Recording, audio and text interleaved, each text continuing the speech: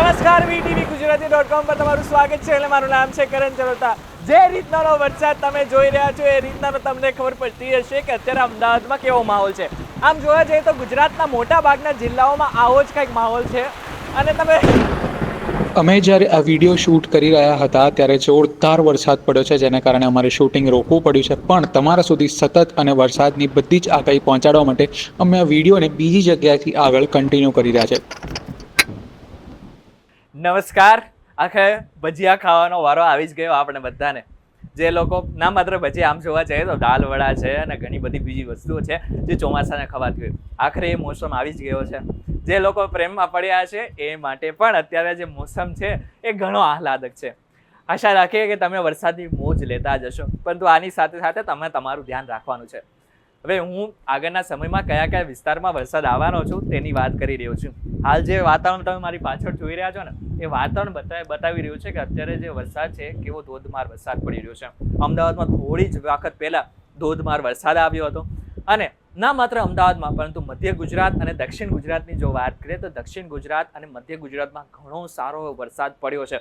આજે એટલે કે 2 તારીખની વાત કરીએ તો સૌરાષ્ટ્રના ઘણા બધા વિસ્તારમાં વરસાદ નથી પડ્યો, પરંતુ જો આગળના સમયની વાત કરવામાં આવે તો 3 થી 5 તારીખની વચ્ચે આ બધા જ વિસ્તારોમાં ધોધમાર વરસાદ પડવાની શક્યતાઓ છે. હવે ધોધમાર વરસાદ કયા કયા વિસ્તારમાં પડવાનો છે તેની વાત કરી લે.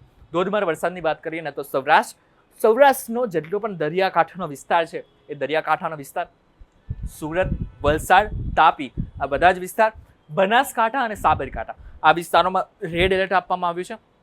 આની સાથે સાથે જો અમદાવાદને યાદ કરવામાં આવે તો અમદાવાદ, વડોદરા, ગોધરા, આ બધો જે પટ્ટો છે, સીધો પટ્ટો છે, બધા વિસ્તારમાં વરસાદ આવશે. આજે પણ આવ્યો અને આવનારા 3-4 દિવસની અંદર પણ ધોધમાર વરસાદ પડવાની શક્યતાઓ છે.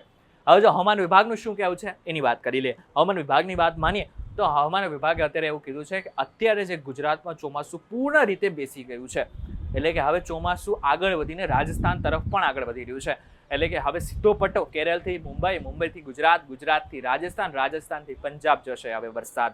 આમ જોવા જઈએ તો મોટા ભાગના જે ભારતના રાજ્યો છે એ બધા જ રાજ્યોમાં અત્યારે સારો વરસાદ પડી રહ્યો છે. રાજસ્થાન, પંજાબમાં પણ જેટલા વિસ્તારમાં વરસાદ નથી પહોંચ્યો એ બધા વિસ્તારમાં પણ વરસાદ પહોંચી જશે. પરંતુ હા, જો આપણે ફરી વખત ગુજરાતની વાત કરી જ રહ્યા છીએ તો ગુજરાતની વાત કરીએ કે ગુજરાતમાં કયા કયા વિસ્તારમાં રેડ એલર્ટ આપવામાં આવ્યું છે. બનાસકાંઠા, સાબરકાંઠા તો મેં તમને પહેલી કહી જ દીધું. એ જ રીતના જો જુનાગઢની વાત કરવામાં આવે તો જુનાગઢ, સોમનાથ, આ બધા જ વિસ્તારમાં ઓરેન્જ એલર્ટ પહેલેથી જ છે. આ સાથે જ જો સામાન્ય વરસાદની વાત કરીએ તો મધ્ય ગુજરાતમાં પણ સામાન્ય વરસાદથી લઈને ધોધમાર વરસાદ પડી શકે છે. હવે તમે જે રીતનાનું વાતાવરણ જોઈ શકો છો એ રીતનાનું વાતાવરણ આ અમદાવાદનો બીજો વરસાદ છે. 2 દિવસ પહેલા પણ આવો જ ધોધમાર વરસાદ પડ્યો હતો. આમ જોવા જઈએ તો આની પહેલા પણ પડ્યો હતો, પરંતુ ધોધમાર વરસાદ હતો. પરંતુ આ વખતે અને આની પહેલા 2 દિવસ પહેલા જે રીતના ધોધમાર વરસાદ પડ્યો છે એ ખેડૂતો માટે સારા સમાચાર લઈને આવ્યું છે. આમ જોવા જઈએ તો ખેડૂતો આખા વર્ષ રાહ જોતા હોય છે અને એવું આ વખતે આશા રાખવામાં આવતી હતી કે સારો વરસાદ પડશે. એ જ રીતનાનો સારો વરસાદ પડી રહ્યો છે. ગયા વર્ષની વાત કરવામાં આવે તો ગયા વર્ષે ઘણો ઓછો વરસાદ હતો, જેના કારણે ઘણા બધા ખેડૂતનો પાક જે છે એ બળી ગયો હતો. હવે આ વખતે વાવણી થઈ ગઈ છે અને વાવણીમાં અમી વર્ષા પણ થઈ ગઈ છે. હવે તમે જેટલા પણ લોકો મારી સાથે જોડાઈ રહ્યા છો એ બધા જ લોકોને કહીશ કે તમારું ધ્યાન રાખજો, તમારા પરિવારનું ધ્યાન રાખજો.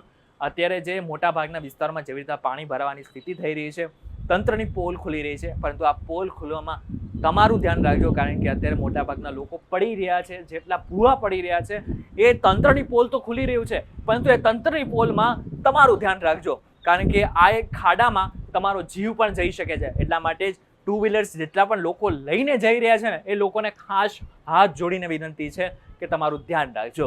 હવે આ વિડીયો તમને કેવો લાગે એમને કમેન્ટ કરીને ચોક્કસથી કહેજો. વિડીયો થકી જો તમને કોઈ ઇન્ફોર્મેશન મળી હોય ને તો વિડીયોને લાઇક અને શેર જરૂરથી કરજો. તથા આવા જ ઇન્ફોર્મેટિવ વિડીયોઝ માટે વીટીવી ગુજરાતી.com સાથે જોડાયેલા રહેજો.